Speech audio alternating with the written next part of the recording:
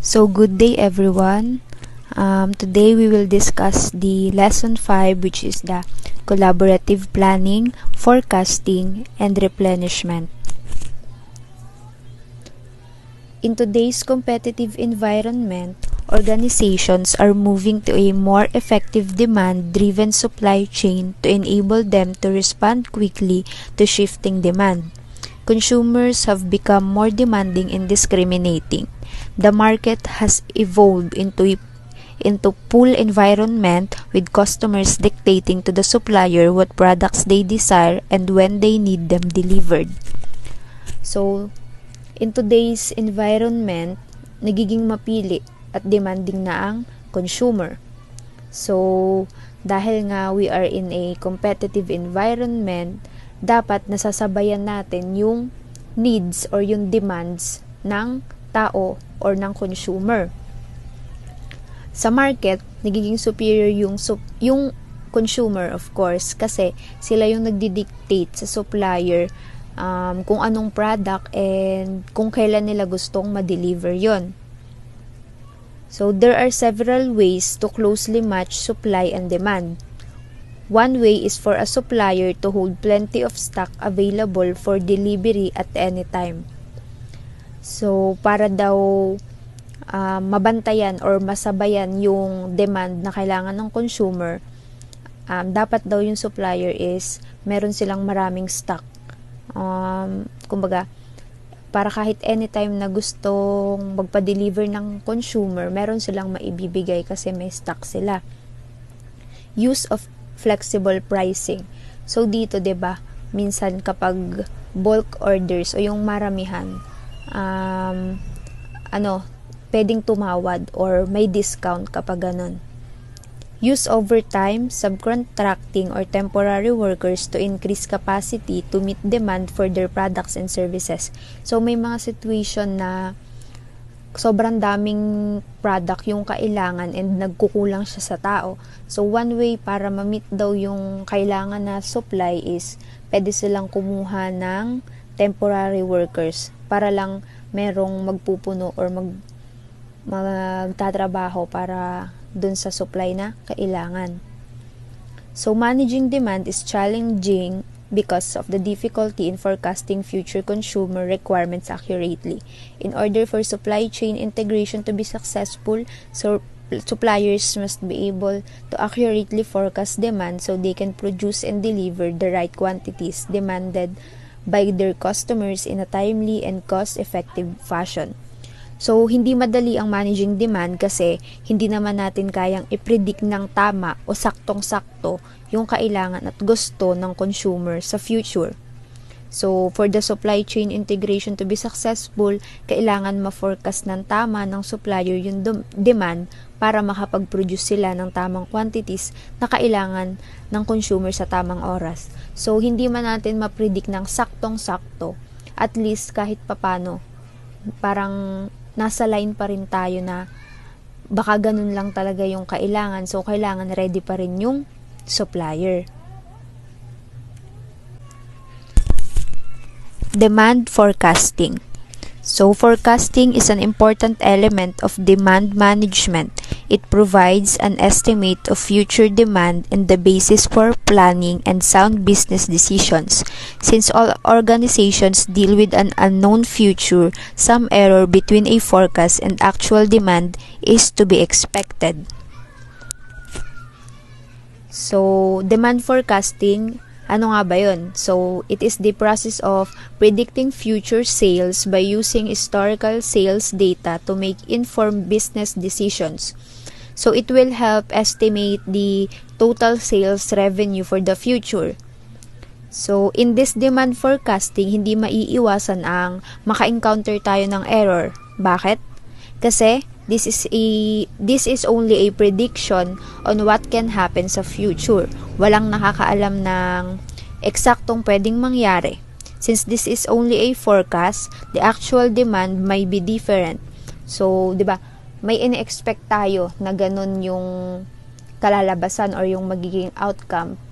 Pero, prediction lang natin yun. So, pwedeng yung magiging outcome niya talaga is iba kaysa dun sa prediction natin, and yun, dun tayo makaka-encounter ng mga problems. The goal of a good forecasting technique is to minimize the deviation between actual demand and the forecast. Since a forecast is a prediction of the future, factors that influence demand, the impact of these factors, and whether they will continue to influence future demand must be considered in developing an accurate forecast. So, a good forecast should provide sufficient time with a fair degree of accuracy and reliability to prepare for future demand. It should be simple to understand and provide information relevant to production.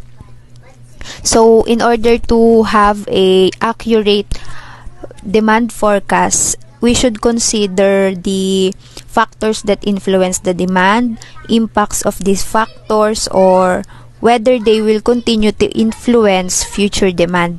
So, kailangan nating isama yun or i-consider kapag gagawa tayo ng demand forecast para at least meron tayong pinanghahawakan, or kasi baka yung mga factors na yun yung makatulong sa atin para ma-predict natin yung pwedeng mangyari in future regarding sa demand.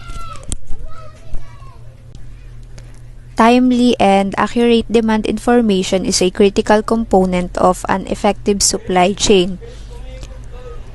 Inaccurate forecasts would lead to imbalances in supply and demand. So, yun nga, ang demand information is a critical component ng para magkaroon tayo ng effective supply chain.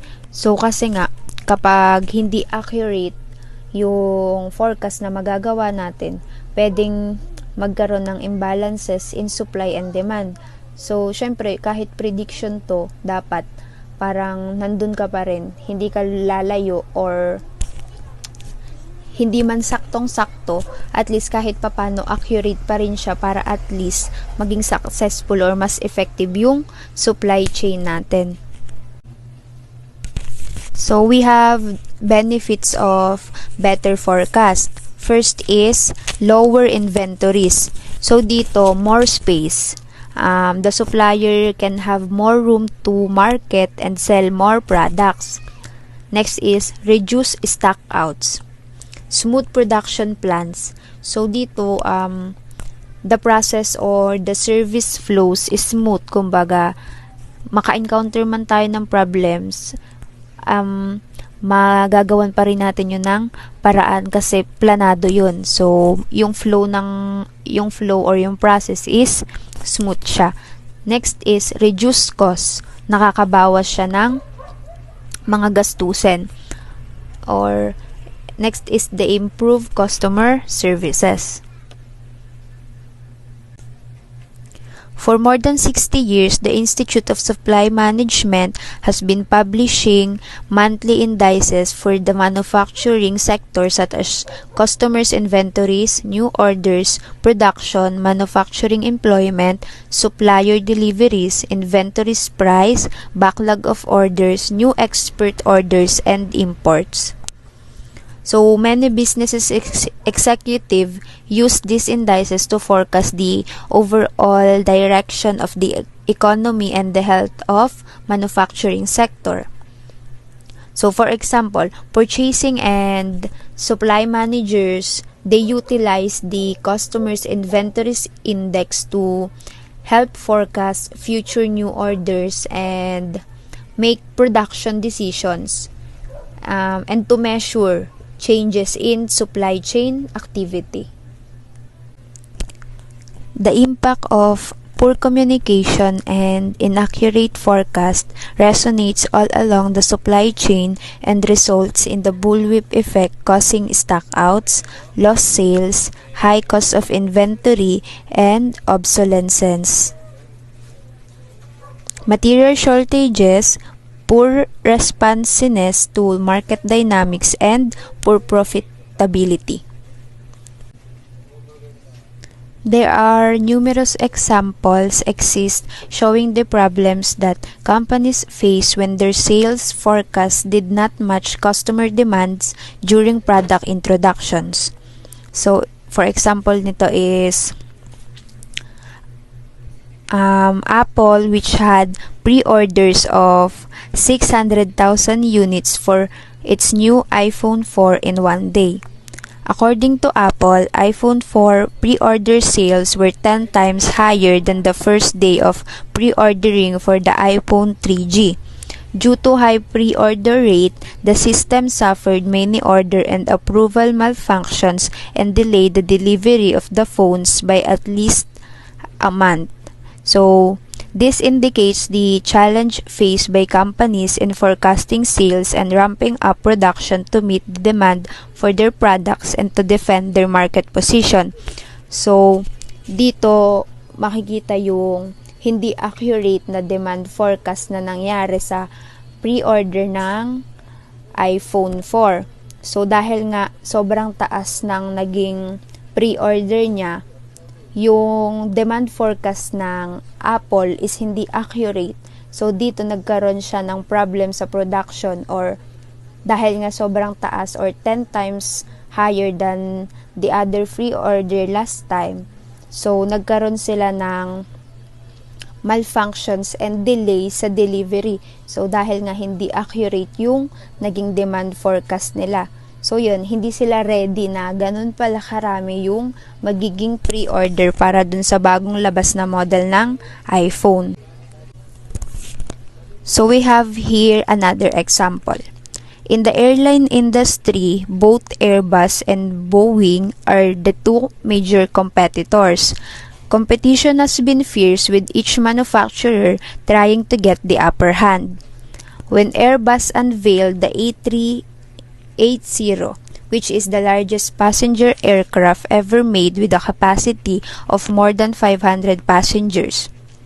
So it was heralded as the next big invention and would change how the next big inventions and would change how the world viewed aviation.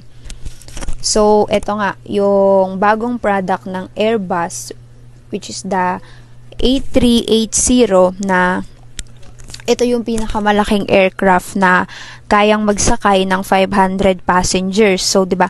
Parang ito na yung pinakang maganda or pinakamagandang inventions that time. So, to accommodate the A380, airports around the world will have to spend many millions of dollars to upgrade their infrastructures. So, for example, Los Angeles International Airport is expected to spend $53 million on new runways, loading areas, and airport improvements.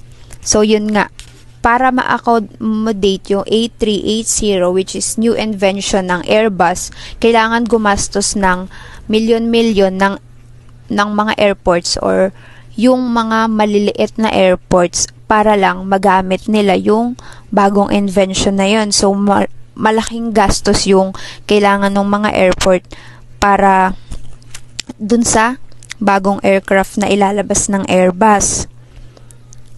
So, Airbus is also behind schedule in delivering the A380. Production problems pushed delivery back several times and cost overruns sent the company into a tailspin. So yun nga, dahil nga isa yun sa pinakamagandang inventions, maraming umorder nun. But nagkaroon ng problem within the production kasi nga nagkaroon ng problem sa production and na-delay ng ilang beses yung pagde-deliver nun. So, the Airbus, nagkaroon sila ng 202 planes have been ordered. Pero, ang na-deliver lang is 29 kasi nga, hindi ganon ka-accurate or kaganda yung naging demand forecast nila sa bagong product na yon. But, here's the another airline industry, the Boeing. They took a totally different approach from Airbus, deciding that it was important to have mid-size planes with high fuel efficiencies. So, meron ding bagong invention yung Boeing, which is the 787 Dreamliner. So, it is for long-haul flights that could carry between 210 and 330 passengers and could serve both small and large airports. So, ito, yung bagong invention ng Boeing is iba siya dun sa invention ng Airbus. So, ito, mid-size plane lang siya and ang kayang passenger lang is 210 to 330 lang. Pero, itong invention na to, kaya siyang i-accommodate ng mga small airports and yung malalaking airports. So, hindi na kailangan gumastos nung mga small airports para lang ma-accommodate nila itong bagong aircraft. So, naka-receive ang Boeing ng 866 planes and isa to sa kumbaga yung maraming bumili. One of the fastest selling airplanes in the aviation history. So yun nga, nagkaroon din siya ng problem sa production pero hindi naman ganun kadami or hindi siya ilang beses na delay unlike dun sa nangyari sa Airbus. So this unexpected outcome could affect future sales of the plane. So yun, makikita natin yung different approach between the two. So, dun sa Airbus, sobrang ganda ng bagong product nila. Ang taas siguro nung expectation nila dun sa magiging sales dun. Kasi nga, isa yun sa pinakamagandang invention that time. But, dahil nga siguro sobrang ganda nung product, hindi nila in-expect na magkakaroon siya ng problem sa production na nag-cause ng ilang beses na pagka-delay dun sa delivery, unlike dun sa Boeing na nagkaroon man ng delay pero hindi siya ilang ulit na nangyari and nagawan siya ng paraan. Forecasting demand for new products is a difficult proposition. So yon, yung pag-forecasting natin sa bagong product na pwede nating ilabas is isa siya sa pinakamahirap. Bakit? Kasi nga, bago yung product and hindi natin alam kung magugustuhan yun ng consumer. And hindi natin sure kung ano yung pwedeng mangyari sa future pag nilabas natin yung new product na yun. So, pwedeng magkaroon ng problem sa production gaya nga ng nangyari dun sa, sinabi ko kanina dun sa dalawang airline. Pilit magkakaroon ng problem sa production and hindi natin masasabi na agad yun masusolusyonan. So, isa talaga sa pinakamahirap is forecasting demand para sa new product kasi bago yun, hindi natin alam yung pwedeng maging outcome. So, yun lang. Thank you. Forecasting techniques. Understanding that a forecast is very often inaccurate does not mean that nothing can be done to improve the forecast. Both quantitative and qualitative forecasts can be improved by seeking inputs from trading partners. Qualitative forecasting methods are based on opinions, intuition, whereas quantitative forecasting method use mathematical models and relevant historical data to generate forecasts. The quantitative method can be divided into two groups, time series and associative models. Qualitative methods. Qualitative forecasting methods are based on intuition or judgmental evaluation and generally used when data are limited, unavailable, or not currently relevant. While this approach can be very low cost, its effectiveness depends to a large extent on the skills and experience of the forecasters and the amount of relevant information available. The qualitative techniques are often used to develop long-range projections when current data is no longer very useful, and for new product when current data does not exist. Jury of executive opinions. A group of senior management executives who are knowledgeable about the market, their competitors, and the business environment collectively develop the forecast. This technique has the advantage of several individuals with considerable experience working together. But if one member view dominates the discussion, then the value and reliability of the outcome can be diminished. This technique is applicable for long-range planning and new product introductions. Forecasting high fashion, for instance, is a risky business since there is often no historical basis to generate the forecast. It means that the opinions of the experts from different departments are considered and averaged to forecast to the future sales. These methods of forecasting can be done easily and quickly without the necessity of elaborate statistic, but the main disadvantage of that is depends on the individual opinions that may not be unanimous and can vary from individual to individual, which could lead to wrong forecasting. For example, Sport Obimier's buying committees estimate its demand based on a general consensus reached by committee members. Because a dominant member of the group might carry more weight in the discussion, the resulting forecast could potentially be biased and inaccurate. Consequently, Sport Obimier average the individual's forecast for each committee member to provide an overall demand forecast. Delphi method. A group of internal and external experts are surveyed during several rounds in terms of future events and long-term forecast of demand. Group members do not physically meet and thus avoid the scenario where one or few experts could dominate a discussion. The answers from the experts are accumulated after each round. The summary of responses is then sent out to all the experts in the next round, wherein individual experts can modify their responses based on the group response summary. This iterative process continues until the consensus is reached. The process can be both time-consuming and very expensive. This approach is applicable for high-risk technology forecasting, large expensive projects, or major new product introductions. The quality of the forecast depends largely on the knowledge of the experts. In this method, panels of experts are selected and individually questioned about the upcoming events.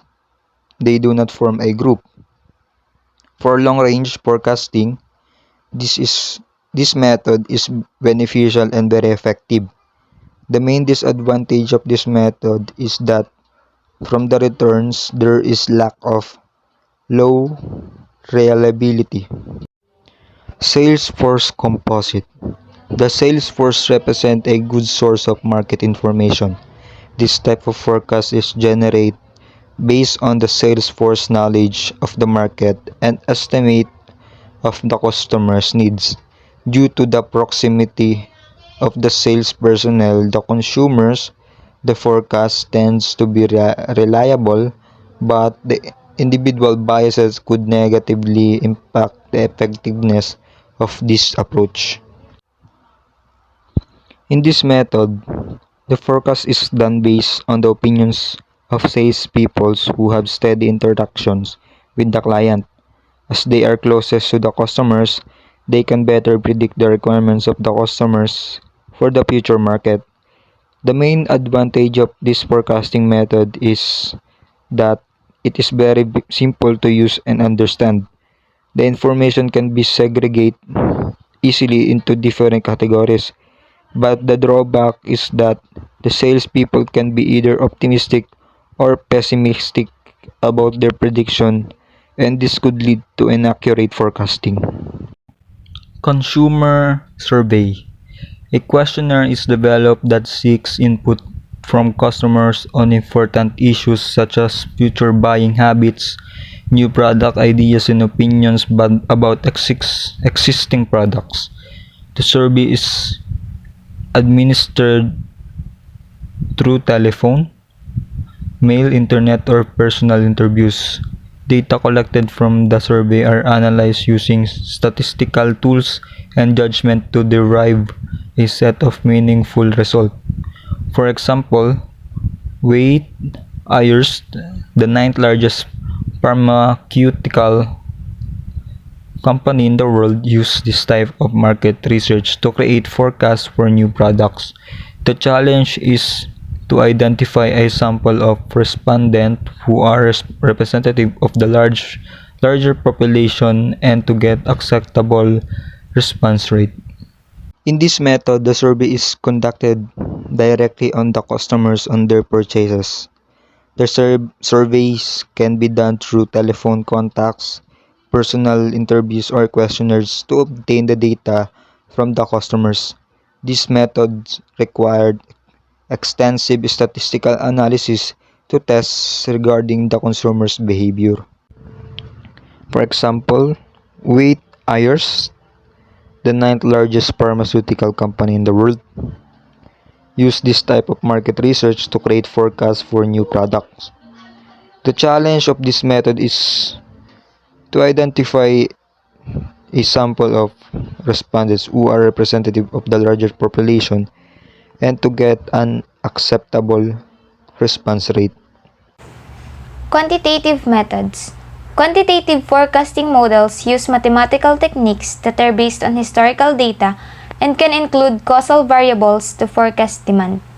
Time series forecasting is based on the assumption that the future is an extension of the past. Thus, historical data can be used to predict future demand.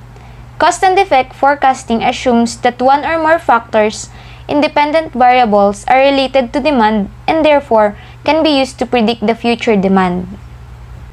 Since this forecast relies solely on past demand data, all quantitative methods become less accurate as the forecast time horizon. Since these forecasts rely solely on past demand data, all quantitative methods become less accurate as the forecast time horizon increases. Thus, for long time horizon forecast, it is generally recommended to utilize a combination of both quantitative and qualitative techniques. Time series forecasting. Yung may example ko po dito ay yung mga beach resort. Pag po summer, mataas yung demand sa kanila kaya mataas rin po yung price na sinisingil nila. At pag naman winter, mababa yung demand kaya nagbababa rin sila ng price para maka-attract pa rin ng guest. Doon po makikita natin na the future is an extension of the past dahil po sa sunod na year, sa summer na naman po, alam na nila na tataas yung demand kaya tataas nila yung price nila. At pag winter, doon nila kailangang babaan yung price dahil nga kukunti yung mga tao pag winter at dahil sa malamig na panahon. Yung sa cause and effect forecasting din naman po, tulad nga ng example ko po dun sa time series forecasting, na pag summer po mataas yung demand dahil mainit po, yung cause po is mainit, kaya ang effect, dadami yung tao sa mga beach. At yun po yung nagiging, yung summer po, yung init, yung nagiging factor para mai-relate siya dun sa demand ng mga tao sa pagpunta sa mga beach resort. At pag naman po, winter, dun yung magiging cause malamig, kaya uunti po yung tao na pupunta sa mga beach resort at bababa yung demand. Components of time series. A time series typically has 4 components: trend, cyclical, seasonal, and random variations. Trend variations. Trends represent either increasing or decreasing movements over many years and are due to factors such as population growth, population shift, cultural changes, and income shift. Common trend lines are linear, S-curve, exponential, or asymptotic. Cyclical variations. Cyclical variations are wave-like movements that are longer than a year and influenced by macroeconomic and political factors. One example is the business cycle, recession or expansion. Recent business cycles in the US have been affected by global events such as 1973 oil embargo, the 1991 Mexican financial crisis, the 1997 Asian economic crisis, the September 11, 2001 terrorist attacks in the US, and Hurricanes Katrina and Rita in 2005. Yung may example ko naman po dito sa cyclical variation na trend ay yung ano po, kunwari po yung mga capsule hotel. Hindi, yun po ay tumatagal ng hindi lamang 1 year dahil hindi naman po basta-basta ang pagpapagawa ng mga hotel at ang pagpaparenovate nito. Kaya po, yun ay pinag-isipang mabuti ng mga nagtatayo ng ganong hotel kung paano nila masustain yung ganong klase ng inopen nila na na style ng hotel. Tsaka po yung mga smart hotels. Ito naman po yung dito naman po ay yung mga paggamit na ng mga gadgets na gumagamit ng internet. Kunwari po ay yung sa TV na mga nandun, yung mga appliances po dun ay connected sa internet. Ganun po yung ibig sabihin ng smart hotels. Seasonal variations. Seasonal variations show peaks and valleys that repeat over a consistent interval such as hours, days, weeks, months, years, or seasons. Due to seasonality, many companies do well in certain months and not so well in other months. For example, snowblower sales tend to be higher in the fall and winter, but taper off in the spring and summer. A fast food restaurant will see higher sales during the day around breakfast, lunch, and dinner. US hotels experience large crowds during traditional holidays such as July 4, Labor Day, Thanksgiving, Christmas, and New Year's.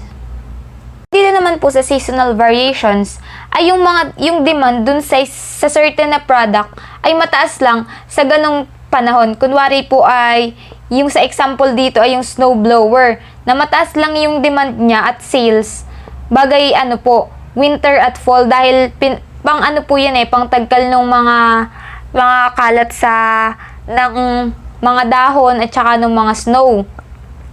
Tapos, yung naman po, yung dito po sa atin na may i-compare ko dyan ay, yung mga Christmas decorations po.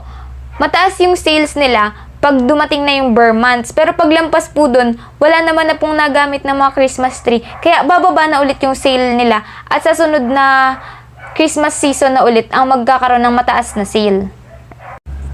Random variations. Random variations are due to unexpected or unpredictable events such as natural disasters, which includes hurricanes, tornadoes, fire, strikes, and wars. An example is the recent volcanic eruption at Iceland, which caused ash clouds to reach mainland Europe. Numerous flights to England and Europe were shut down, which led to the highest air travel disruptions since the Second World War II. Another natural disaster is the earthquake of magnitude 7 that hit Haiti recently. The government reported that 250,000 residents and 30,000 commercial buildings were badly damaged. 230,000 people died, 300,000 were injured, and 1 million made homeless as a result of the earthquake. Yung sa random variations po, ang may example ko ay bago dumating ang bagyo at pagkatapos magkaroon ng bagyo, ang naging demand po ng mga tao ay yung mga gas na pang ilaw po, tsaka flashlights at tsaka mga kandila. Dahil nga po, laging nawawalan ng kuryente bagay nagkakaroon ng bagyo dahil na rin po, pag minsan ay sa lakas ng bagyo natutumba yung mga poste kaya lalong tumatagal na walang power source ang mga tao.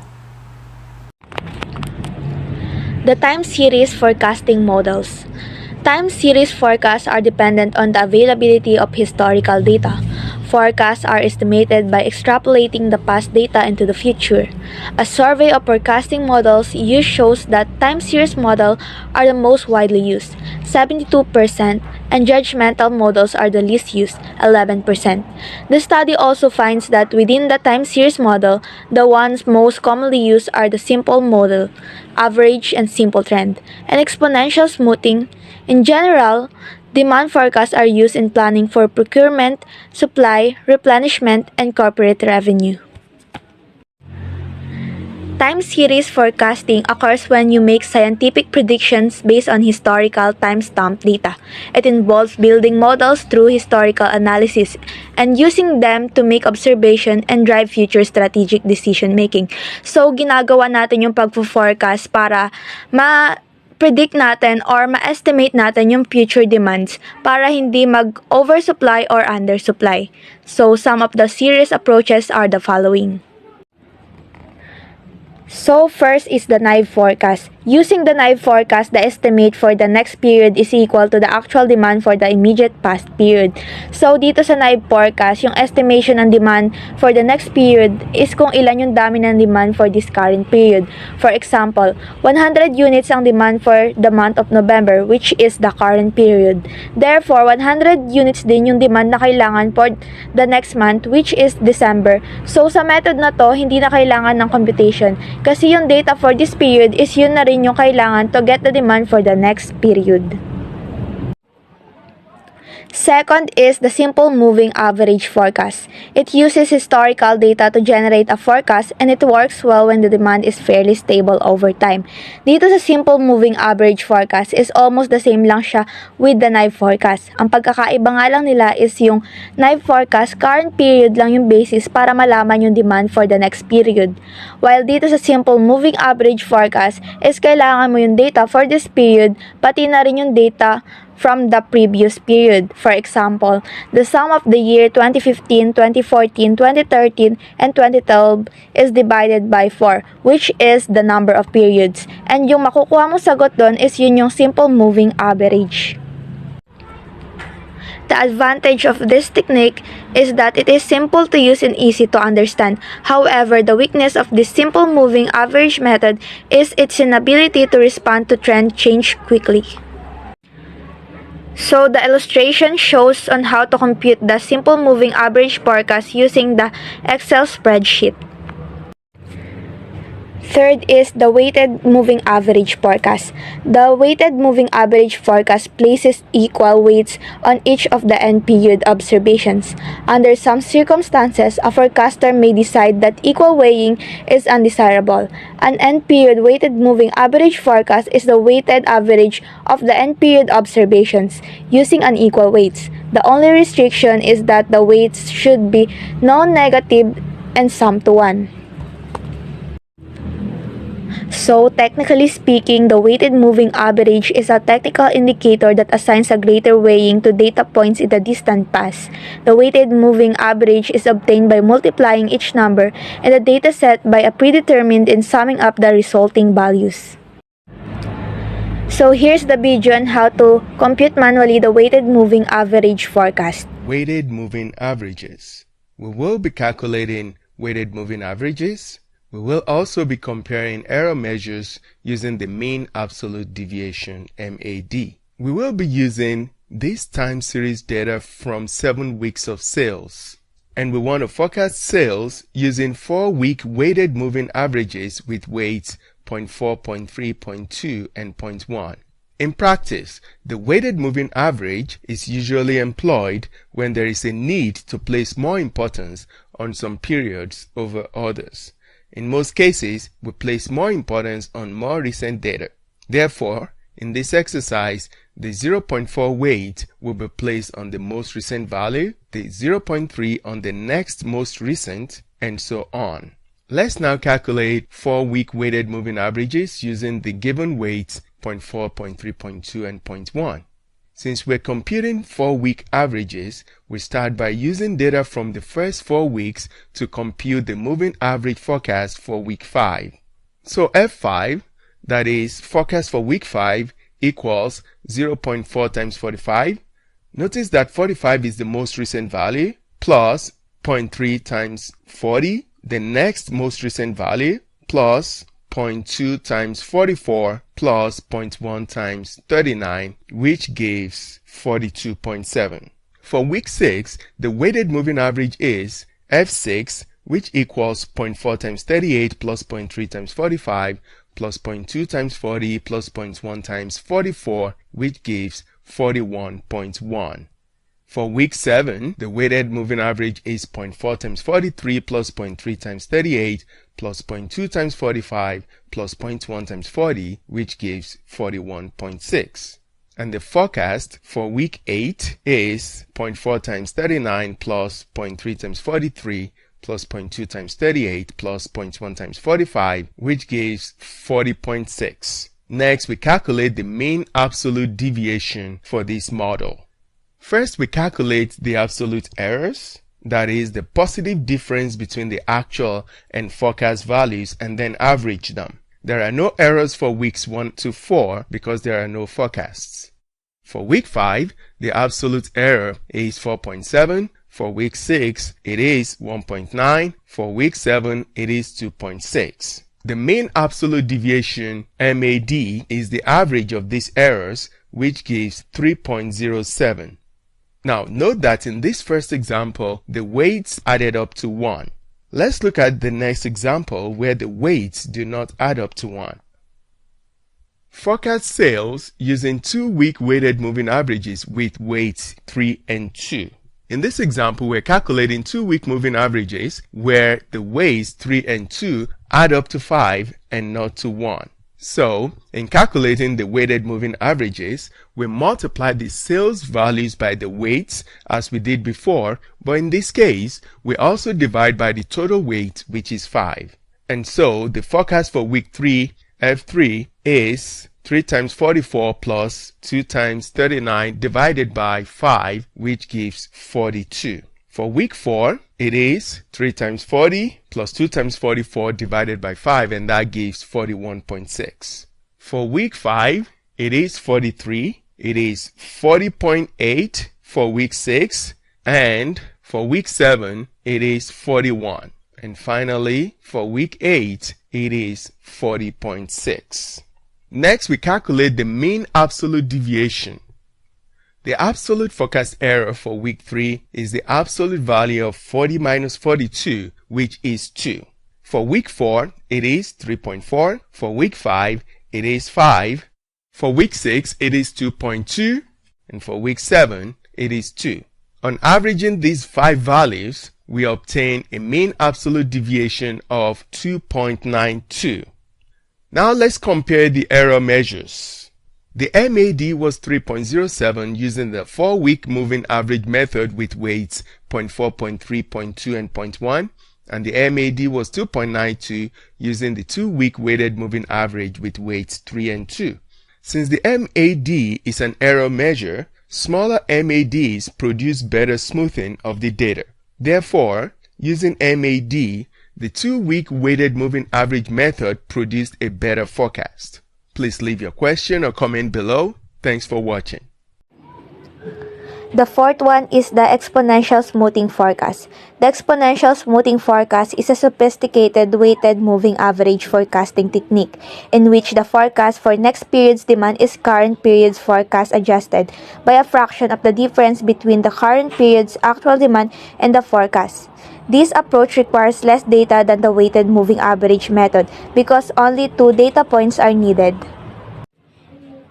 Dito sa exponential smoothing forecast, nagiging sequence ng record ng demand from the previous periods up to the most recent period. So dito sa exponential smoothing forecast, mas madaling makita yung difference ng demand each period na nagiging basis ng isang business para ma-predict or ma-estimate yung magiging demand for the next period. So here's the video on how to compute the exponential smoothing forecast. Welcome to today's forecasting tutorial on exponential smoothing. We will be calculating forecasts using exponential smoothing. We will also be calculating the mean squared error for the forecasts. We will be calculating exponentially smooth forecasts for these sales values collected over a 7-week period. The actual sales will be represented by AT.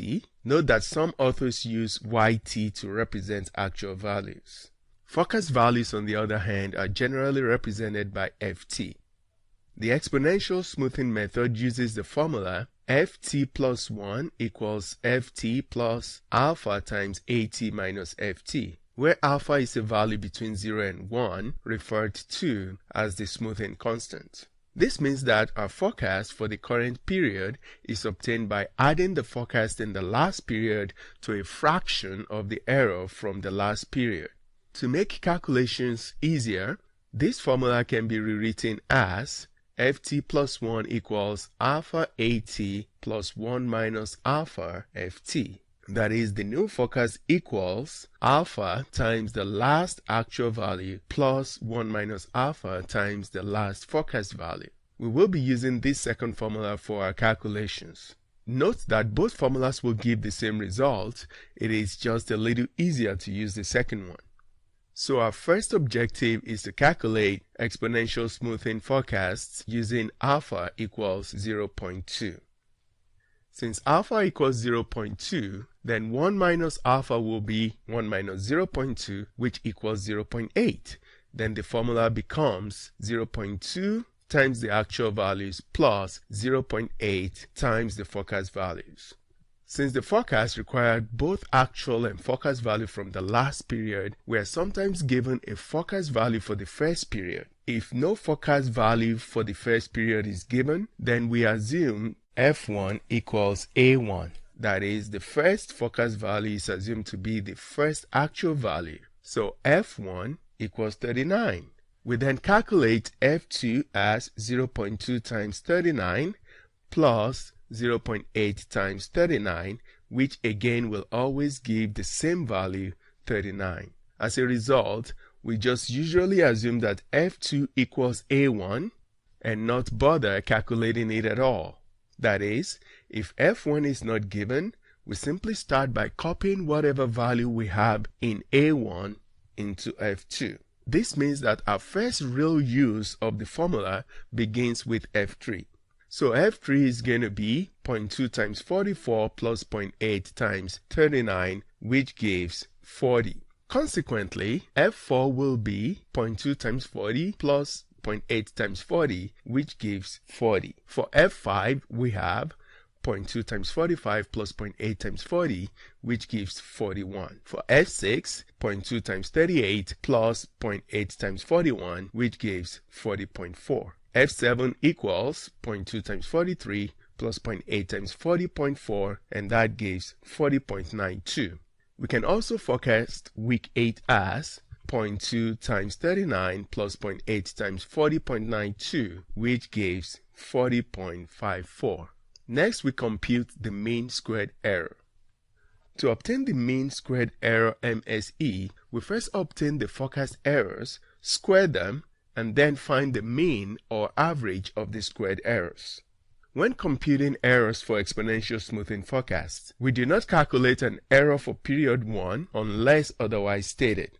So the forecast error for week 2 is 44 minus 39, which is 5. For week 3, it is 40 minus 40, which gives 0. For week 4, it is 45 minus 40, which gives 5. For week 5, it is 38 minus 41, which gives negative 3. For week 6, it is 2.6. And for week 7, it is negative 1.92.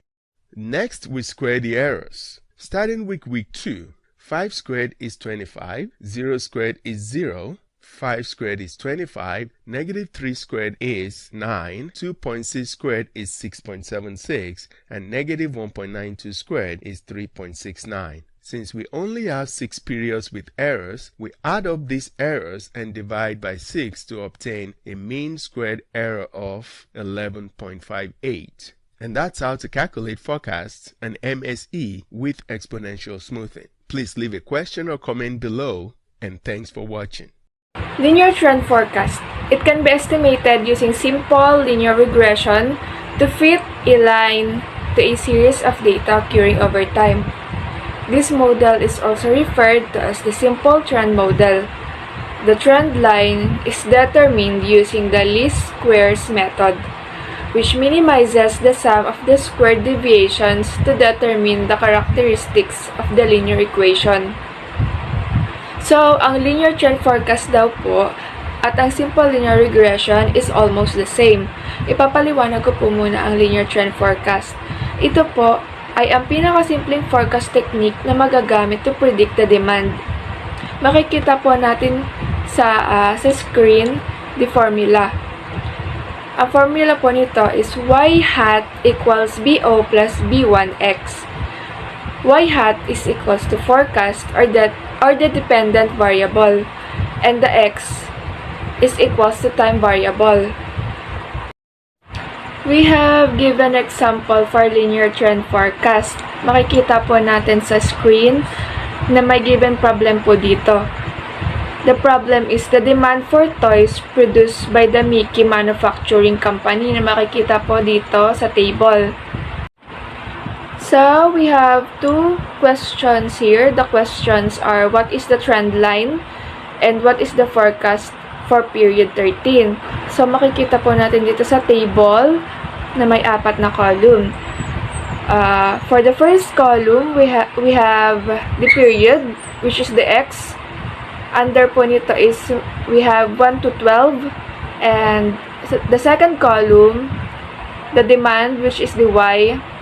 We have 1,600, 2,200, 2,000, 1,600, 2,500, 3,500, 3,300, 3,200, 3,900, 4,700, 4,300, and 4,400. In the third column is the X squared.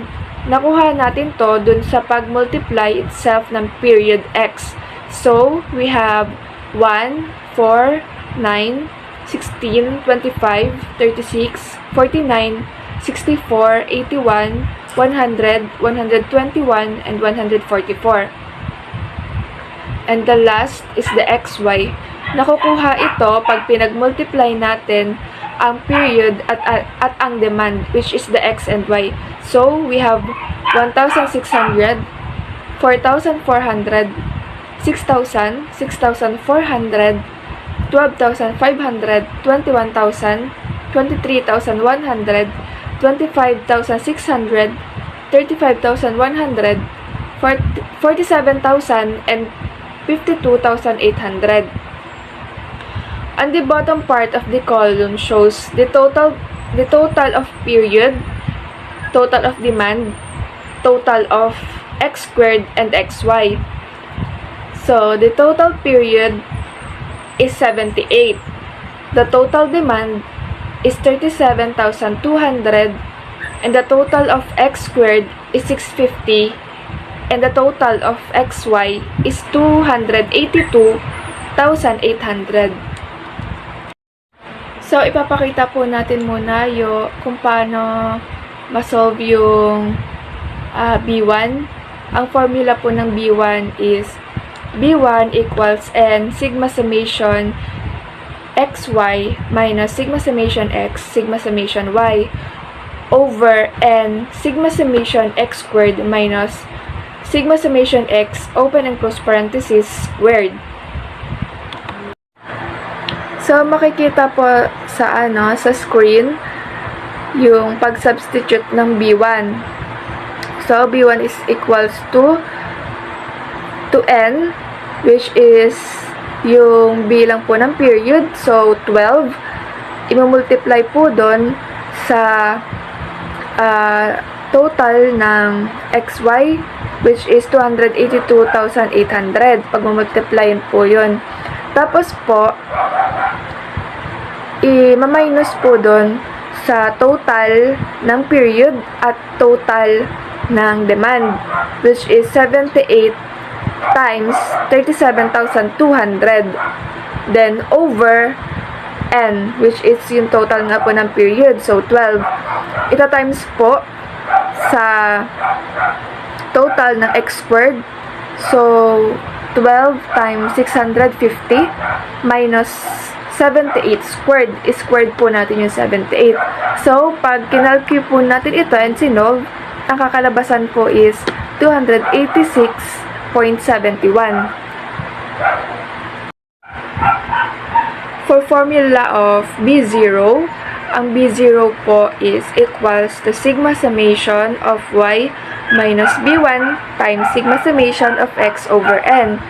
So, if we substitute it using the given problem, it will be B0 equals the total of Y, which is 37,200, minus the total of B1, which is po yung sinolve natin kanina na 286.71, times to the total of X, which is 78, divided by N, which is 12.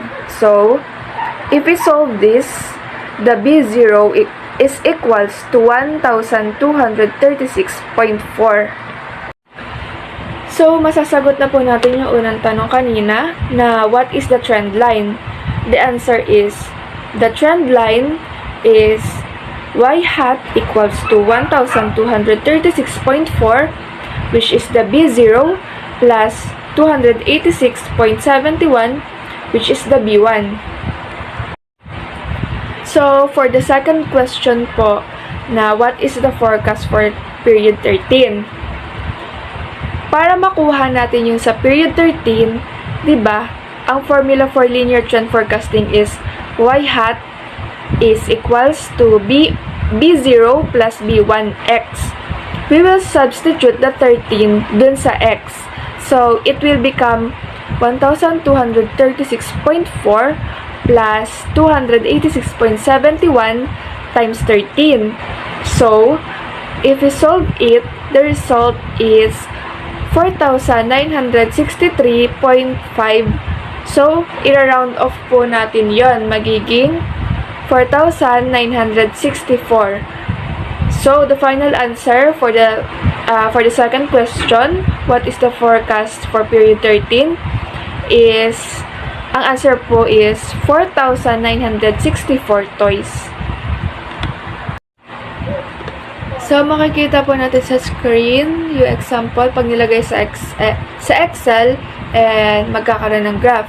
Yung intercept and slope po sa baba, yun po yung B0 and the B1. Yung intercept po yung B0, yung slope po ang B1. Then, dun po sa graph, yung blue lines po na nandun sa baba is period, which is the 1 to 12. Then, yung yung orange po is the actual, which is the yung demand po, yung Y. Then, yung gray po, yun na po yung forecast. Simple linear regression forecast means when there is only one explanatory variable, we have a simple regression forecast equivalent to the linear trend forecast, but the difference is that the x variable is no longer time, instead, an explanatory variable of demand. Ibig sabihin po, same lang siya ng formula sa linear trend forecast, pero yung x dati na time period is mapapalitan ng explanatory variable of demand. Example of this is yung ipapakitang table din sa presentation. Napalitan lang yung x and also yung y. X stands for advertising and for Y is the sales. Ayan. Dito naman po sa simple linear regression forecasting, makikita sa screen yung given example. Katulad lang din nung sa linear trend forecast. Ang pinagkaiba lang nila ngayon sa simple linear is we have sales, which is Y, and advertising, which is the X, yung sinabi ko kanina. And yung example kanina sa linear trend is period and demand. Ayan, I will explain kung paano i-solve yung given problem. So, the problem is data on sales and advertising dollars for the past 6 months. Determine the linear relationship between sales and advertising dollars. So, we have the same formula, which is y hat is equals to B0 plus B1x. First, we have to solve the B1. So, B1 equals N, which is yung bilang ng sales na 6 months. So, we have 6 multiply it to the total of XY, which is 1,978,750,000 minus the total of X, which is 14,750. Ito times sa total ng Y, which is 730,000 over N. So, it is 6. Then, multiply to the total of X squared, which is 40,062,500 minus the total of X, which is 14,750. I-squared natin yon. So, pag ni-calculate or ni-solve natin to, the result of B1 will be 48.438. Then, to solve the B0 equals the total of Y, which is 730,000, minus B1, yung ni-solve natin kanina, which is 48.438, imumultiply sa total of X na 14,750 over N, which is yung 6 months. So, if we solve it and try it to calculate, the result will be 2,589.041. Pag ni-substitute natin yung mga nakuhang answer dun sa formula, it will be y hat equals to 2,589.04 plus 48.44x. Ni-round off na natin yung B1 and missing pa yung x. So, halimbawa, sa susunod na month na magkakaroon ng advertising example is 4,000. Yung kinalabasan ng advertising, we will substitute it to the x para makuha natin yung pang 7 months na sale. So, it will become y hat equals to 2,589.04 plus 48.44 times 4,000. So, pag ni-calculate po natin yun or ni-solve, magiging result po nito is 196,349. Ayun na po yung pang 7 months na sale. Dun po sa given na problem, pinapadetermine po yung determine the linear relationship between sales and advertising dollars. So, sa kinalabasan po nung sa table, the linear regression results indicate that a $1 increase in advertising will increase sales by $48.44. So, multiple regression forecast. When several explanatory variables are used to predict the dependent variable, a multiple regression forecast is applicable. Multiple regression analysis works well when the relationships between demand, the dependent variable, and several other factors, which is the independent or explanatory variables impacting demand, are strong and stable over time. Dito, makikita dun sa screen yung kung paano i-express yung multiple regression. Ang equation example po nito is yung y hat equals b0 plus b1 x1 plus b2 x2 plus many variables na po kung gaano karami yung variables dun sa multiple. Forecast accuracy. The ultimate goal of any forecasting endeavor is to have an accurate and unbiased forecast. The costs associated with prediction error can be substantial and include the cost of lost sales, safety stock, unsatisfied customers, and loss of goodwill. Companies must strive to do a good job of tracking forecasts and taking the necessary steps to improve their forecasting techniques. Typically, forecast error at the disaggregated level is higher than at the aggregated level. Forecast error is the difference between the actual quantity and the forecast. So, magpe-play po kami ng video para maipakita at mas mapaliwanag kung paano yung forecast accuracy. We will talk about assessing forecast accuracy. Specifically, the key question is, what is a good forecast? We consider a forecast to be good if it is very close to actual demand. In other words, we want the deviation between predicted and actual demand to be low in magnitude. In addition, we would like our forecasts to be unbiased. That means we want to make sure that we do not systematically overpredict or underpredict demand. The good news is that we can actually measure the quality of forecasts, and the starting point for this measurement is the forecast error. The forecast error is simply defined as the difference between actual or realized demand y sub t, and predicted demand in the same period, y hat sub t. Let's take a look at an example. Here we have a dataset spanning 50 weeks, and we are using the last period demand forecasting method to develop in-sample forecasts for these 50 weeks. Let's zoom in and take a closer look at the last 10 weeks in this dataset. Remember that the orange line shows the actual demand in each of these time periods.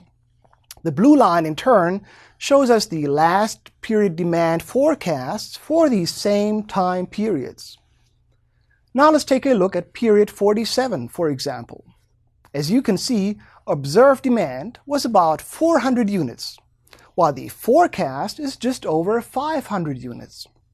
In other words, we have a forecast error of about negative 100 units. That is the difference between true demand and the forecast. Of course, we can similarly calculate the forecast errors for all other time periods in our data set. Now, let's take a closer look at all these forecast errors. First, we can evaluate the average magnitude of our forecast errors.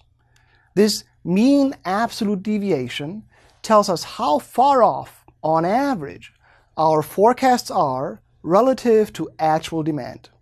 Of course, greater values of this mean absolute deviation indicate that the quality of our forecast is relatively worse. Now that we understand the measurement of the magnitude of forecast errors, let's also take a look at the measurement of bias in forecasts. As we return to our dataset, we can see that we underpredicted demand in period 45. That is, our forecast, shown in blue, was lower than true demand. Likewise, we underpredicted demand in period 46, but then overpredicted demand in period 47, and so forth. As we look at all the individual forecast errors in our dataset, we can now distinguish between those instances where we underpredicted and those instances where we overpredicted. In this particular case, the total extent to which we overpredicted is likely greater than the sum of the forecast errors in those instances where we underpredicted demand. This comparison of overpredictions and underpredictions produces the mean error, which is the measure of bias of our forecasts. So let's recap this all-important topic of forecast accuracy. We are interested in assessing two key dimensions of forecast accuracy. The first dimension pertains to the magnitude of forecast errors, and the second dimension refers to the bias in forecasts. There are a number of different forecast accuracy statistics to assess either magnitude or bias in forecast errors. Looking at the measures of magnitude first, there is the mean absolute deviation, as we just discussed. The mean absolute percentage error, also called MAPE, is another measure of the magnitude of forecast errors. And then there are additional metrics such as the mean squared error or the root mean squared error. In terms of bias, our primary measure of forecast accuracy will be the mean error. Whenever we try to predict future demand, it is critically important that we assess the quality of our forecasts in terms of both magnitude and bias, so that we can compare the performance of different techniques and, on a case-by-case basis, choose those forecasting methods that we can be most confident in. Useful forecasting website. Forecasting is a technique that uses historical data as inputs to make informed estimates that are predictive in determining the direction of future trends. Businesses utilize forecasting to determine how to allocate their budgets or plan for anticipated expenses for an upcoming period of time.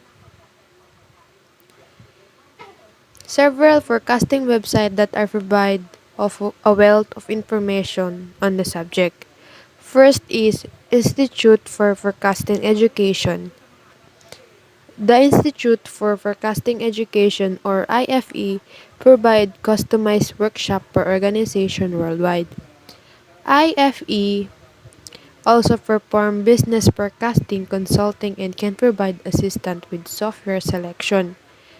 They also maintain a database on forecasting software evaluation. Number 2 is International Institute of Forecaster. The International Institute of Forecaster is the permanent organization for scholar and practitioner in the field of forecasting. The IIF is dedicated to stimulating the generation, distribution, and the use of knowledge on forecasting in a wide range of fields.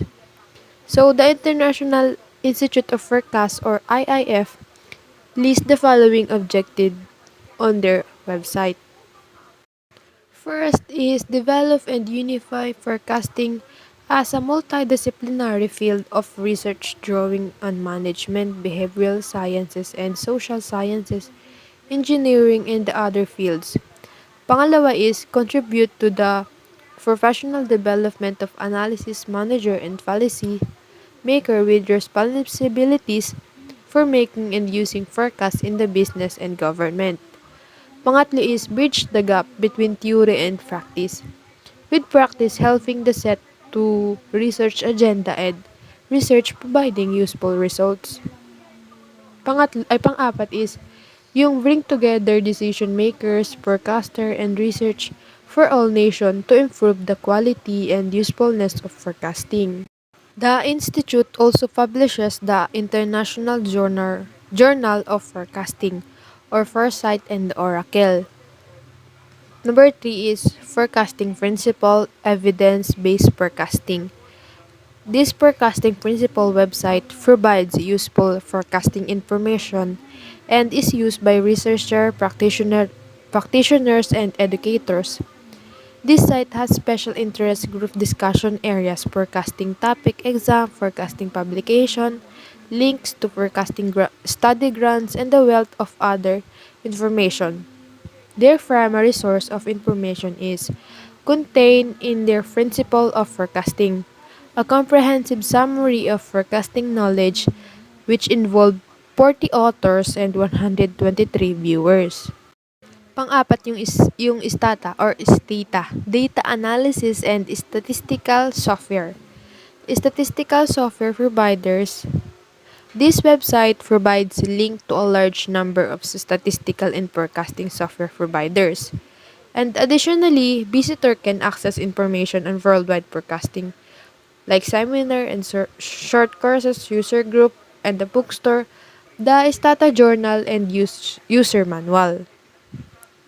So, yung statistical software provider is nagpo-provide siya ng link para sa large number of sa large number ng people na researcher or forecasting software providers at saka yung mga visitor ay can access information na worldwide yung mga like seminar and short courses na pwede nilang magamit doon sa mga nare-research nila or mga kailangan nilang statistical data. Collaborative Planning, Forecasting, and Replenishment. What is CPFR? Collaborative Planning, Forecasting, and Replenishment, or CPFR, is an approach which aims to enhance supply chain integration by supporting and assisting joint practices. CPFR seeks cooperative management of inventory through joint visibility and replenishment of products throughout the supply chain. Information shared between suppliers and retailers aids in planning and satisfying customer demands through a supportive system of shared information. These allow for continuous updating of inventory and upcoming requirements, making the end-to-end supply chain process more efficient. Efficiency is created through the decreased expenditures for merchandising, inventory, logistics, and transportation across all trading partners. So, ang replenishment nga po pala para sa kalinawan ng lahat, it is a restoration of a stock or supply to a former level or condition. So, pagre-restock lang po siya. Yan. So, proceed na po tayo. Ano nga ba ang CPFR ulit? So, madaling salita po, ang CPFR, ito po ay isa siyang relationship model na ginagamit to enhance supply chain or SEM. At bakit kaya? Sapagkat ang CPFR po kasi ay nagagamit or ginagamit po ito sa iba't ibang rason or paraan. Malaki po ang naambag na tulong nito at kaayusan sa mga manufacturer maging sa mga suppliers. Para po mas maunawaan po natin, let's move on to the next slide. Dito naman po makikita natin kung bakit at para saan ginagamit ang CPFR. CPFR used to enhance performance, to lower cost, to create efficiency, and also to increase sales. So here are the objectives of CPFR. Improving accuracy of forecasting demand, delivering the right product at the right time to the right location, reducing inventory, avoiding stockouts, and improving customer service. So the objective of CPFR is to better align supply and demand through trading partners data interchange which bind firms through interdependent transactions and collaborative processes to meet customer demand. On the surface, when decisions are made with incomplete or one-sided information, it may appear that companies have optimized their internal processes when, in reality, inventory has merely shifted along the supply chain.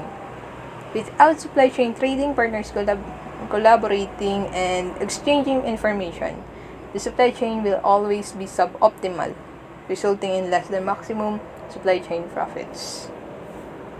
Ayun, kapag isa lang po yung nagde-decide or nagpo-work between manufacturer and retailer, hindi po magiging maganda yung kalalabasan. Hindi naman po totally failure yung mangyayari, but they can expect na marireach nila yung perfect level. Ito nga yung sinasabi dito na resulting in less than maximum supply chain profits. So, mas mababa yung magiging supply chain profit nila.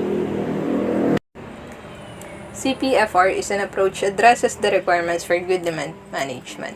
Ito naman po yung mga benefits ng CPFR. Una po dito is strengthens SE and partner relationship. Isa sa mga benefits na nabibigyan ng CPFR, yung mapatibay at mas maging matibay ang partner relationship between retailer and manufacturer. Kasunod, provides analysis of sales and order forecasts. Next, uses point of sale data. Halimbawa po sa seasonal activity, ang manufacturer at saka ang retailer po ay nagkukulab. Nag-iisip po sila, kunyari magpapasko. Pinagpaplanuhan nila kung ano ba yung mga pangunahin na hanapin ng mga tao at kakailanganin, kung ano yung magiging trend, kung ano yung mas magiging magandang pwede nilang i-offer at ilabas na papatok sa mga consumer natin. At syempre po, yun, mag-start na sila, pinaplano din nila kung kailan nila ilalabas itong mga products na to. And so on. So, sa promotion naman po, syempre, alam na po natin yan, hindi yan mawawala. Ganun din sa mga new product, introduction, and store openings or closing, of course, they uses POS data to improve forecast accuracy. Next, manages the demand chain and proactively eliminates problem before they appear. Isa din sa nabe-benefit ng CPFR is mas na-manage ang demand chain. Nakikita na agad nila yung mga possibilities na maging problema nila in the near future. So, bago mangyari yun, umiisip at gumagawa na agad sila ng paraan para maiwasan yung ganung pangyayari or ganung problema.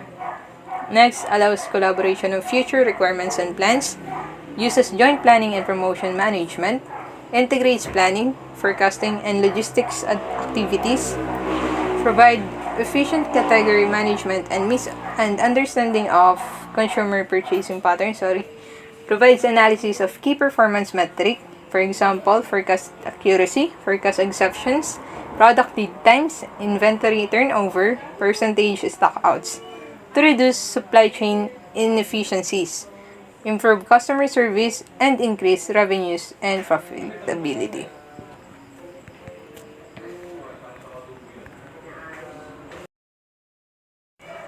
VIX CPFR model with retailer and manufacturer tasks aligned with their corresponding tasks. So, firstly, on the upper right side, we have strategy and planning, demand and supply management, execution, and analysis. Itong apat na to, tinatawag silang 4 phases ng CPFR in supply chain collaboration. So, these 4 phases are the iterative cycle. Iterative means the repetition of process.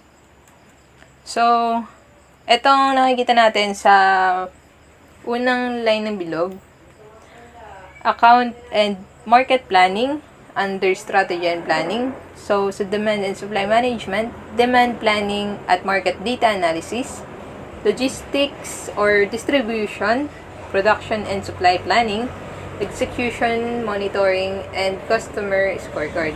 Ito mga to, sila yung manufacturer tasks. At kasunod naman po, itong isa pang pabilog na may araw naman.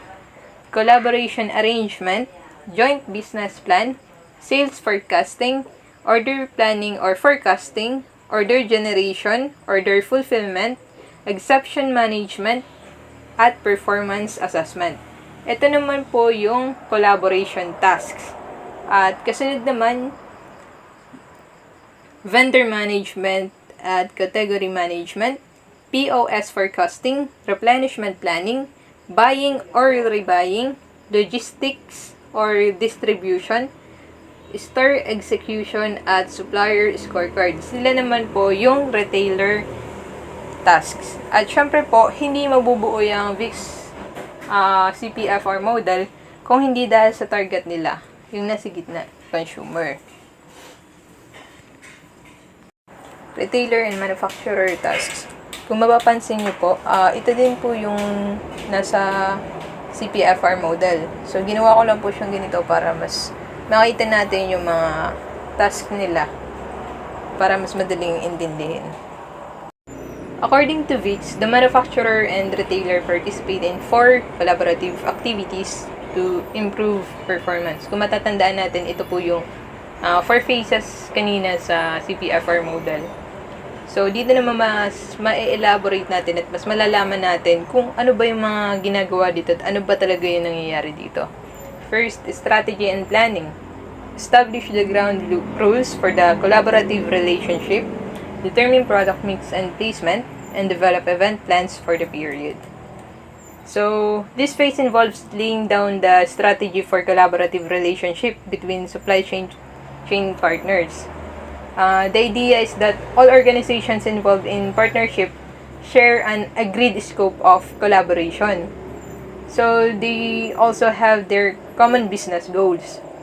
Well, roles and responsibilities and procedures are also set out in the strategy and planning phase.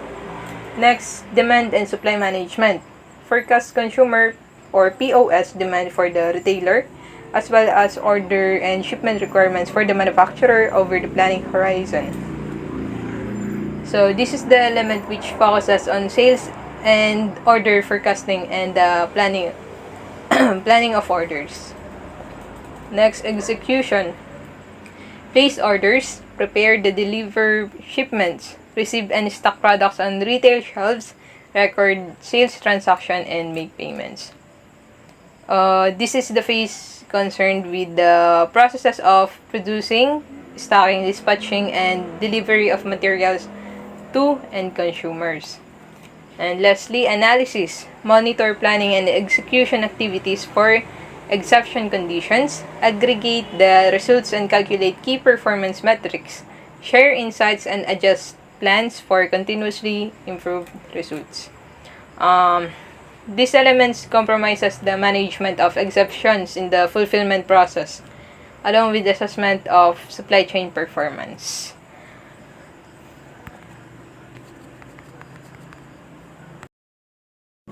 In the current fixed CPFR model, the customer is at the center of the collaboration.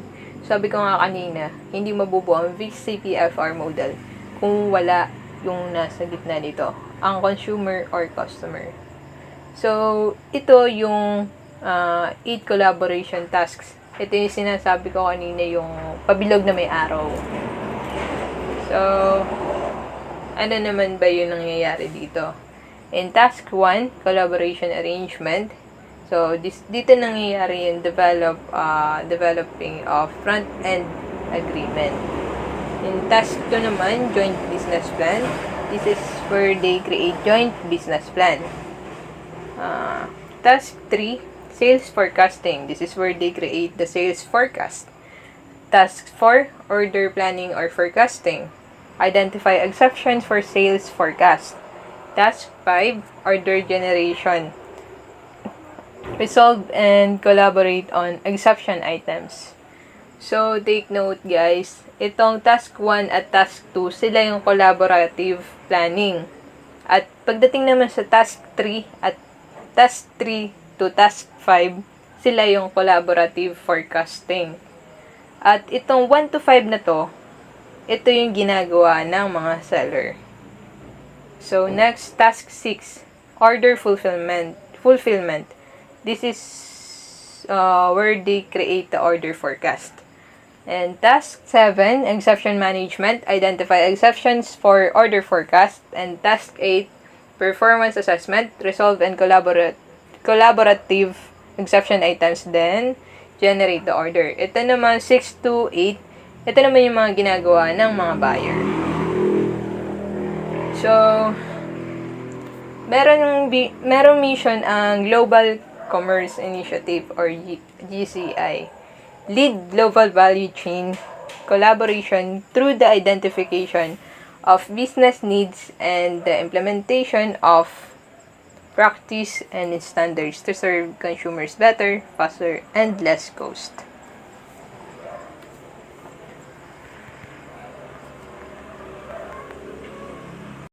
So, ayun po, karamihan po ngayon, halos lahat na nga po ng mga kumpanya talagang gumagamit na po sila ng CPFR process model.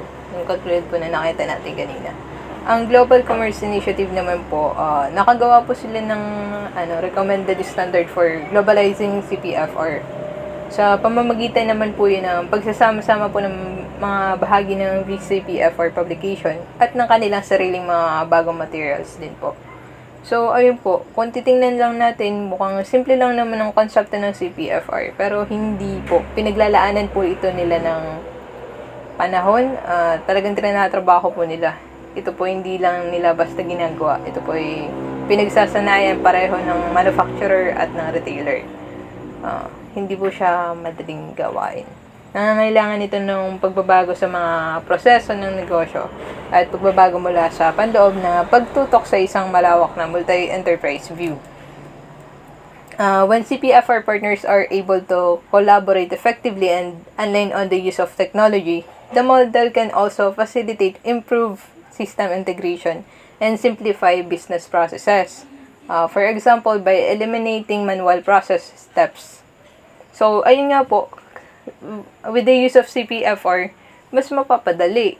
Hindi na po natin kailangan ng mga manual process. Everyone wins when CPFR is effective.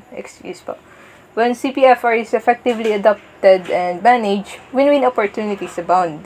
The customer at the end of the supply chain benefits from improvised service levels and product availability. So, ultimately, everyone is happy. CPFR can be a great help in improving perfect order performance and garnering customer loyalty. Task number 8, performance assessment. This shows a BICS self-assessment template for organization to evaluate their readiness to implement CPFR programs. So these pictures are the template for organization CPFR rollout readiness self-assessment. Ito yung mga sinasagutan nila para ma-evaluate nila yung readiness to implement. At syempre, yung purpose nito is para ma-improve yung readiness at saka implementation ng CPFR programs. So, this template is from West Marine. An early adopter of CPFR has benefited greatly from its implementation. Within a few years of the start of the CPFR programs, West Marine had developed a relationship with 200 suppliers and achieved 85% forecast accuracy, 80% on time shipments, and 96% in stock deliveries during the peak season. West Marine had to address both business processes and cultural issues. The company worked with its supplier to match supply and demand, while collaboration with external constituents is critical for CPFR success. It is equally important that effective collaboration within the company is emphasized. For example, logistic and planning and replenishment associate must work closely together. Westmarine identified 10 performance improvement steps in their successful implementation of CFR. Number 1 is seek long-term holistic solution, not quick or myopic fixes. Ibig sabihin, hindi lang pangsamantala at saka holistic solution. When we say holistic solution, it means to provide the support that look at the whole thing or not just in one part of that problem. Solve the whole problem. Number 2 is reconcile conflicting goals and metrics. It means restoring the right relationship between the two enemies. Number 3 is pursue inclusive problem solving. Do not depend on an expert who don't have accountability for the business. Number 4 is instill collaborative processes that encourage idea creation, shared problem solving, and high adoption rate across organizational boundaries. Number 5 is use a disciplined and iterative set of methodologies such as CVFR, SEO, or Six Sigma to help team define issues, root causes, and solutions. Kasunod is develop a culture of continuous improvement, particularly at the customer-facing associate level, because those employees are most likely to know what's needed.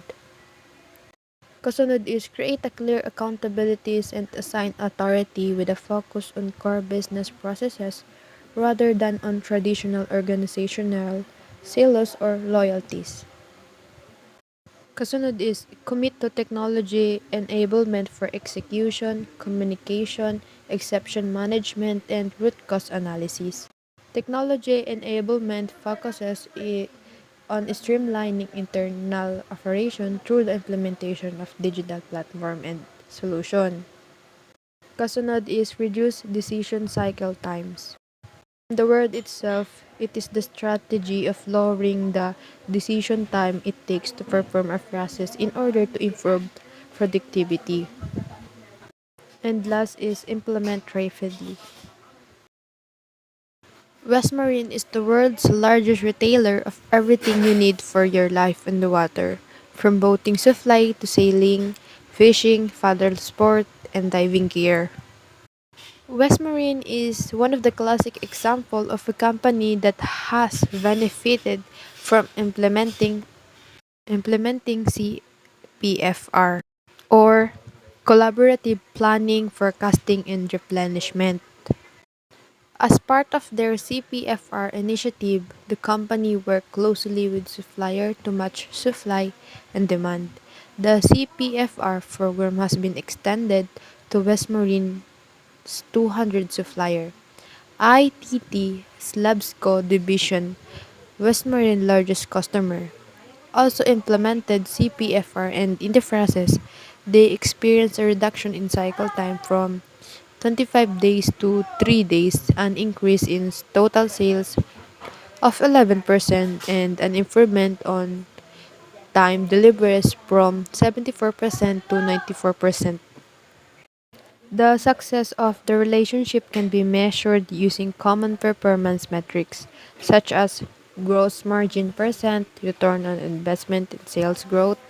Other metrics include in stock percent in a point of sale, inventory turnover, average inventory level, sales forecast accuracy, potential sales lost due to stockouts, manufacturing cycle time, order cycle time, and shipping cycle time, problem resolution time, rate of emergency or canceled orders, and present shift or delivered on time. Using CVFR, companies are working together to develop mutually agreeable plans and are taking responsibility for their action. The collaborative effort leads to benefits that are greater than if each partner were to go at it independently. According to BICS, the CPFR concept is consumer driven without losing focus on best practices within the supply chain.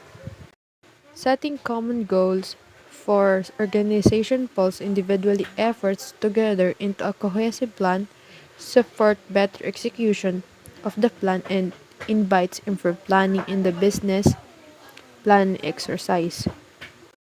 The improved planning drives sales gains through the consumer and lower costs throughout the supply chain. Example of the companies using CPFR include Kodak, Federated Department Store, Hewlett Packard, IC Penny, Kimberly Clark, Kmart, Nabisco, Procter and Gamble, Target, Walmart and Walmart Lambert. The industries that are most involved with CPFR are the top three challenges of CPFR implementation are: first, difficulty of making internal changes; second, cost; and last, trust.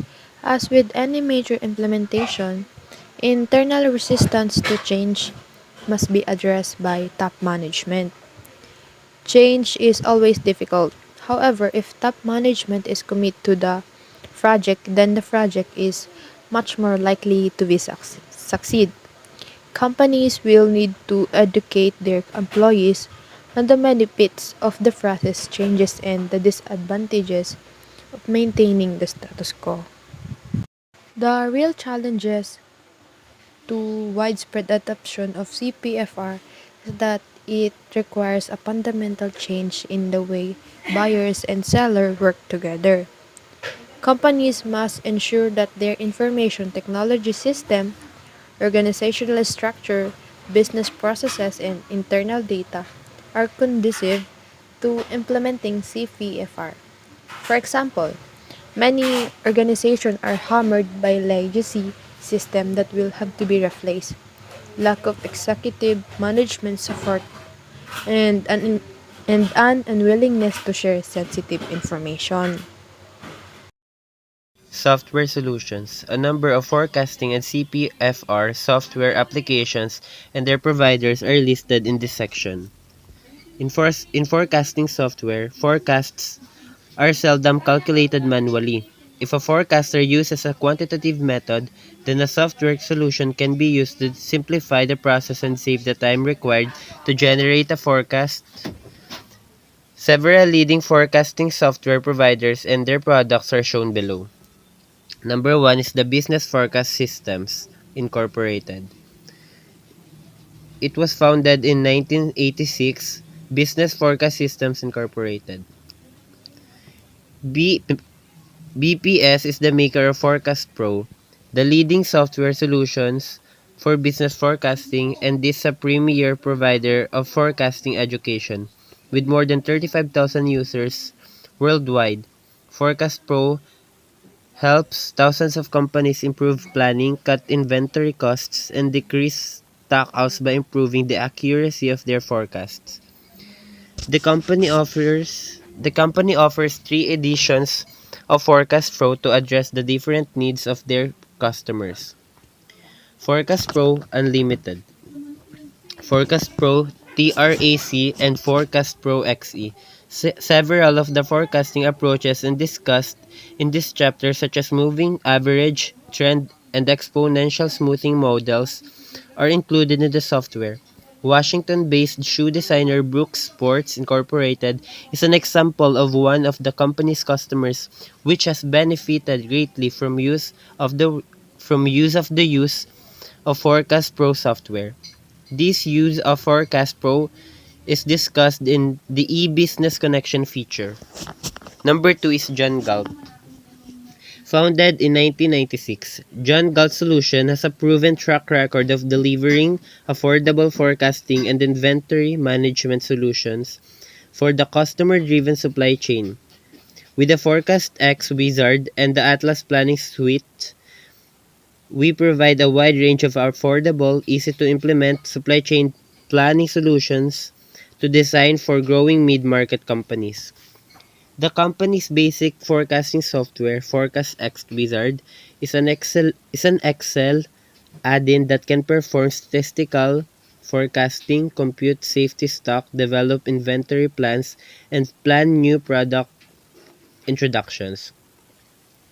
The Forecast X Wizard Premium software provides additional features such as enhanced inventory planning, closed-loop collaboration, and streamlined reporting.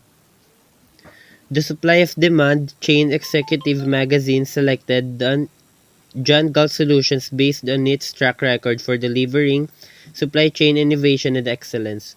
Over 5,000 customers use solutions from John Galt to increase forecast accuracy, optimize inventory levels, and maximize supply chain performance. Number 3 is Just Enough. Just Enough serves more than 500 of the world's leading brands, including replenishment of Levi's Strauss, North American stores, inventory planning at Nissan, demand planning at Carolina Pad, master production scheduling at John West, Salmon, mobile sales, Force Automation, and Heineken, and mobile sales 81 Trade Marketing and Cadbury. Each year, Just Enough calculates over 1.5 billion forecasts and demands and recommends over 826 million orders to more than 8 million suppliers. Number 4 is the SAS. SAS Forecast Server generates large quantities of high-quality forecasts quickly and automatically, allowing organizations to plan more effectively for the future. The unsurpassed scalability of SAS Forecast Server enables your business to operate more efficiently at all levels by quickly and automatically producing a statistical-based forecast you can trust. SAS Forecast Server bundles the high-performance forecasting engine with the SAS Forecast Studio GUI. SAS customers include Alcon Incorporated, the world's leading eye care company, Ambev, Latin America's largest beverages company, America West Airline, now is called US Airways, Cartasi, or Italy's most commonly used credit card, and Kirin Brewery Company. SAS Forecast Server was awarded the Trend-Setting Products of the Year for 2005 and KM World Magazine. CPFR Software. A CPFR software solution typically includes a forecasting module and other modules for planning, procurement, supply, and replenishment, among other uses. The supply chain software industry has experienced consolidation over the years with numerous mergers and acquisitions, reducing the number of key players in the industry. Examples of two leading suppliers of CPFR solutions are provided. Number 1 is the JDA Software Group Incorporated. IDA Software Group's clients have previously won the VICS Collaborative Commerce Achievement Product Award for CPFR Implementation Excellence.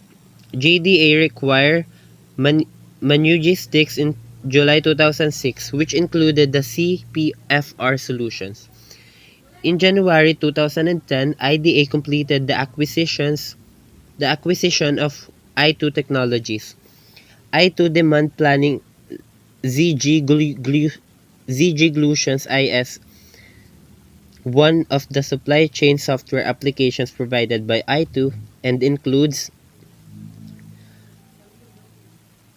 I2 Demand Manager, monitor and adjust demand plans set as demand signals across the supply chain evolve. I2 Profiler identify common selling patterns to create accurate forecasting profiles for short life cycle and seasonal fashion products.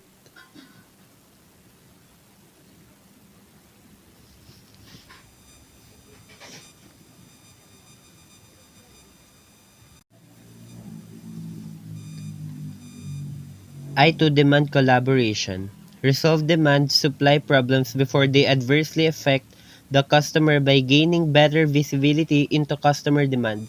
I2 Planning on Demand optimize the demand and supply planning products for fabless semiconductor companies by using this subscription-based solution.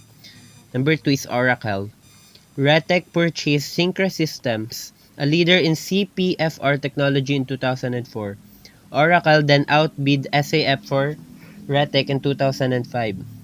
In addition, Oracle has acquired Demantra, Hyperion, and PeopleSoft, which had earlier acquired JD Edwards. Oracle Advanced Supply Chain Planning is an internet-based planning solution that allows a company to perform simultaneous material and capacity planning across multiple distributions and manufacturing facilities in time horizons in a single planning run, while at the same time accounting for the latest consensus forecast. Sales orders, production status, purchased orders, and inventory policy recommendation. Cloud computing. It can also be used to track and forecast demand. Cloud computing is internet-based computing, whereby shared resources, software, and information provided to computers and other devices on demand, like the electricity grid. 29 may inform 29 many information technology experts have predicted that cloud computing represents the next big trend in how software will be made available on demand to companies.